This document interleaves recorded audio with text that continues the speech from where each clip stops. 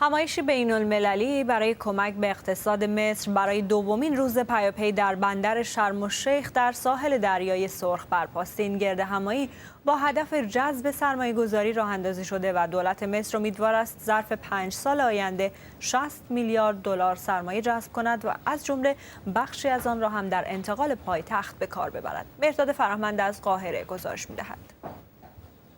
هزاران سال است که پایتخت مصر با چنین نمادهایی شناخته می شود.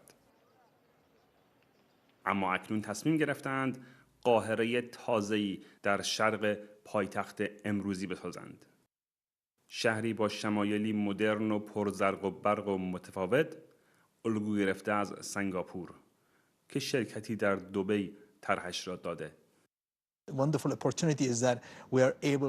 فرصت شگفت‌انگیزیه که چیزی رو از اول طراحی کنیم، اون هم با توجه به نیازهای مردم و دولت مصر و پیشرفته‌ترین فناوری‌ها رو به کار ببریم تا مطمئن بشیم محیطی مفید و قابل سکونت برای همه طراحی کرده‌ایم.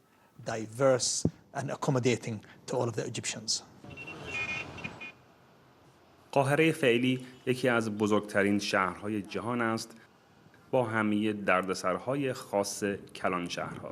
از وقتی ارتش بود سیسی به حکومت رسیده، طرحهای بلند پروازانه زیاد داده شده. از خندق در مرز غزه گرفته تا کانال سوئز دوم و حالا انتقال پایتخت. این در حالیه که در چند سال گذشته چرخ اقتصاد مصر تنها با کمک دولت‌های ثروتمند عربی حاشیه خلیج فارس بوده که چرخیده.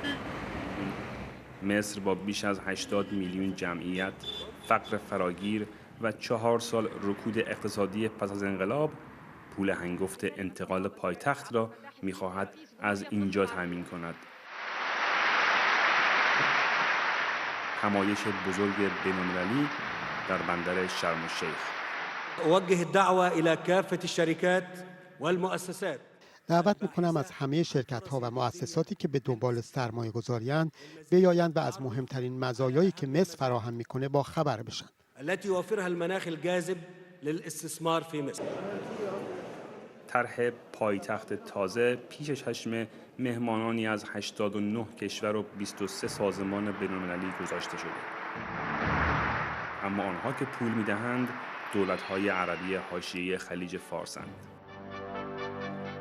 احب ان اعلن عن دعم اضافی من دولت اعلام می‌کنم که دولت امارات به جمهوری مصر عربی مجموعاً 4 میلیارد دلار دیگر کمک می‌کند. 4 میلیارد دلار. دولت‌های عربی حاشیه خلیج فارس دیروز 12 میلیارد دلار وعده کمک و سرمایه‌گذاری به مصر دادند. در 4 سال گذشته تقریباً هر ساله چنین کمک‌هایی به مصر شده. کمک‌هایی که نفوذ سیاسی هم به همراه می‌آورد و هر رقیب سیاسی و اقتصادی را در این بزرگترین بازار عربی از میدان به در می‌کند. مهرداد فرهمند، BBC قاهره. امیر طاهری روزنامه‌نگار اینجا در استودیو با ما هستن تا در این باره بیشتر صحبت کنیم. آقای طاهری، جان کری وزیر خارجه آمریکا هم دیروز اونجا بود و دعوت کرد از کشورهای مخصوصاً منطقه که بیان و در مصر سرمایه گذاری کنند. به دنبال چه هستند؟ چه آمریکا چه کشورهای خلیج فارس؟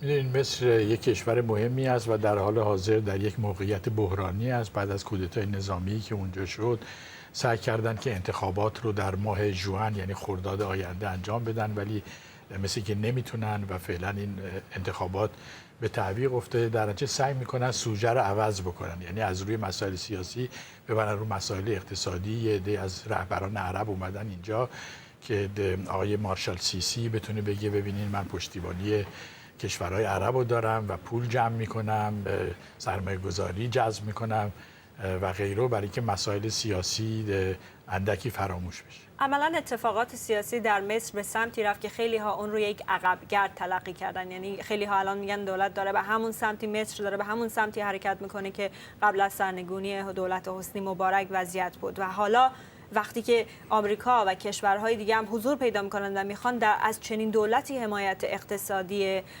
تمام و کمال بکنند، آیا خودش این صحبت ها رو تقویت نمیکنه؟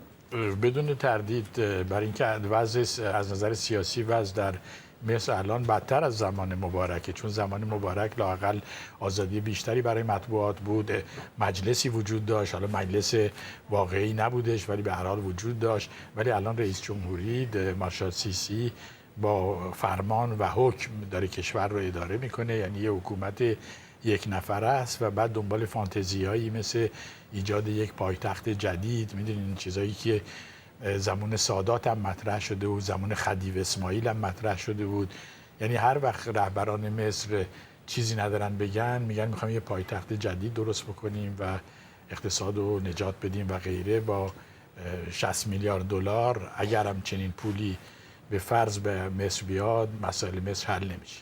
عده‌ای هم میگن حالا درسته که به طور مثال آقای کری میاد از آمریکا، ولی همین که آمریکا کمک‌های بلاعوض سالانه خودش رو، کمک‌های هنگفت نظامی خودش رو از سر نمیگیره، پیام مهمی میتونه باشه به دولت نظامی مصر. بله، از طرف دیگه میدونین آقای کری و دولت آقای اوباما به طور کلی خودشون رو در یه وضعی قرار دادن که در اومدن ازش بیرونه، چون به مشکله بیرون اومدن ازشون، برای اینکه مخالفت کردن با کودتای نظامی و این کمک ها رو 1.5 میلیارد کمک نظامی، 500 میلیارد دلار هم کمک غیر نظامی، اینا رو معلق کرده بودن و حالا اگه بخوان دوباره از سر بگیرن بایستی بگن که پس ما این کودتا رو قبول کردیم و اینا. یعنی مشکل سیاسی برای خودشون درست کردن. ولی از طرف دیگه آمریکا احتیاج داره به مصر، یعنی احتیاج داره که مصر و ترکیه و عربستان و سعودی رو با هم هماهنگ بکنه برای اینکه بتونه یک برنامه برای ثبات خاورمیانه‌ای که بی ثبات شده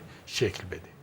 و از طرف دیگه میدونیم که به هر حال در اختلافات اصلی و کلیدی منطقه‌ای مثل بحران اسرائیل هر دفعه که بالا میگرفت، مصر یکی از میانجی‌های اصلی بود و به تبع کشورهای حاشیه خلیج فارس میخوان که مصر اون موقعیت استراتژیک خودش رو به دست بیاره. اما آیا اونها واقعا میتونن از طریق اقتصادی کمک کنن که در مصر دوباره چنین اتفاقی بیفته؟ کمک میتونن بکنن ولی مسئله رو نمیتونن حل بکنن. ببینید کشور 80 میلیونی بدون منابع طبیعی واقعی، با فقر شدید، با زیربنای درب و داغون شده، می‌بینیم مصر مشکلات خیلی زیادی داره، ولی به هر حال همه سعیشون رو خواهند کرد. ولی مسئله اصلی در داخل مصر، آیا مصر میتونه مشکلات داخلیش رو حل بکنه و برگرده به یک وضع نسبتاً عادی سیاسی یا نه؟ این علامت سوال بزرگی است که همچنان باقی میمونه. سرازیر شدن پول بیشتر چه از جانب آمریکا چه از جانب کشورهای منطقه، آیا ممکنه که به نوعی سرکوب بکنه گروه‌هایی مثل گروه اخوان المسلمین رو؟ نه، به هیچ وجه. می‌دونید الان این 12 میلیارد دلاری که کشورهای خلیج فارس، کشور عرب خلیج فارس، سعودی و غیره دادن، این میشه یه چیز در حدود 7 تا 8% در تولید ناخالص ملی مصر که واقعا جوابگوی مشکلات مصر نخواهد بود. ولی از نظر سمبولیک این که تیمسار سیسی الان میتونه بگی ببینین من ولیعهد سعودی اومد اینجا، پادشاه اردن، چند رئیس جمهوری، چند تا امیر و شیخ و فلان اینا، ببینیم بالاخره منو قبول کردن، آقای کری هم اومد و شما ناچارین با من بسازین و برنامه منم توسعه اقتصادی و ایجاد یک پایتخت جدید و ایناست.